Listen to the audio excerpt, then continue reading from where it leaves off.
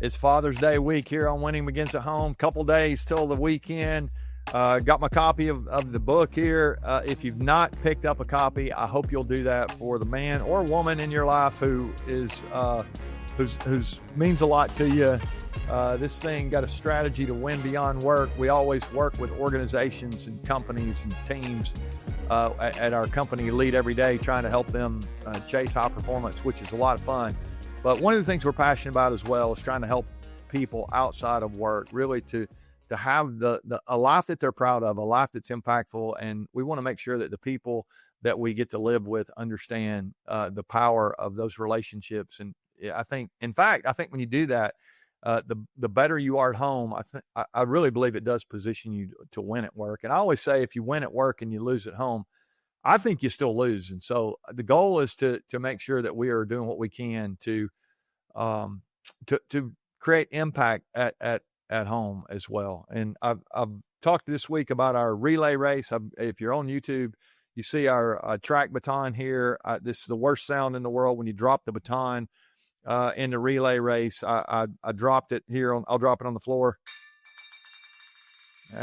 That sound is just a disaster when in the race the team drops the baton, it goes clanging on the ground and they're disqualified. Well, this week we've been talking to dads and reminding us that the power of what you have at home is in the exchange. It is your values, your vision, your purpose as a family, all that stuff. You have a chance to transfer a lot of that to your kids. And the way we talk to each other, we talked about on Tuesday and yesterday, we said that rules without relationship will lead to rebellion.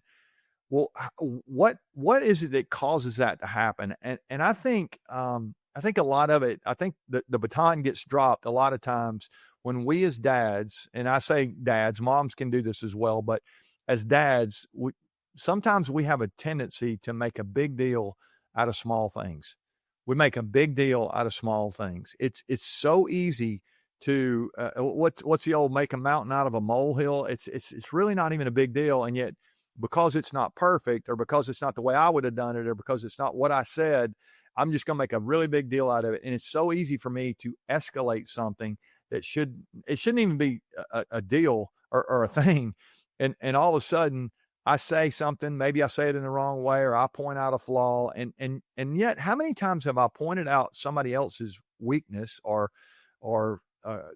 failure even maybe, and yet not been willing to look myself in the mirror and know that I'm holding somebody else maybe even a child, to a higher standard than I would hold myself. I don't want to be that kind of person, and you don't either. And so I think today, this little phrase, if I could say anything to dads, it'd be, don't make a big deal out of small things.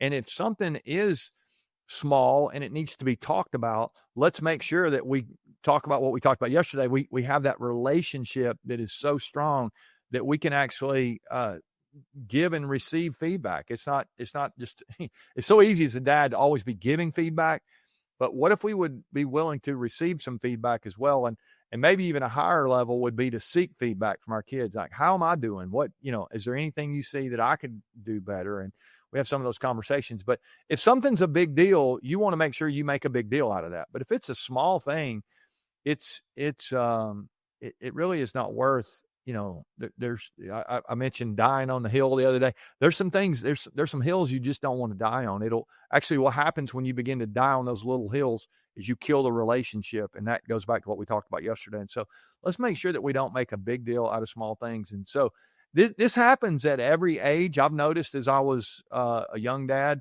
there were times where you have a 2 or 3 year old and you're going somewhere, let's say, and they've got to get dressed and you're trying to get them dressed, and they're flipping out because they don't want to put on clothes. And most little kids, it seems like they would rather be running around naked, and which is great, but you gotta wear clothes in public. And so rather than, raising your voice or shaming them or yelling at them or whatever, what would happen if you said, okay, we got two options here. Do you want to wear you want to wear your red shirt, or you want to wear your blue shirt? And now we've given them some autonomy and an opportunity to make a choice and feel good about that, rather than just drawing a line in the sand and saying, you got to wear your clothes.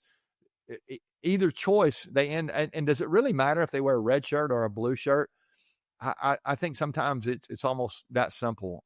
And as it gets older, you can do that, but you're going to need to do this first. You're going to need to do your homework first, or we got some chores here that we've got to do, and we earn the right to do this. And does that make sense to you? And now we have this conversation rather than again pointing out you didn't do this again. No, you can't go.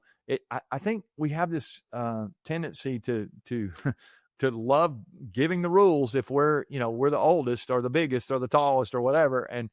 And you got to provide the boundaries, and you got to make sure that there's structure. But I think sometimes we forget that these are people that we are parenting, and we're raising them to be responsible and to make good decisions.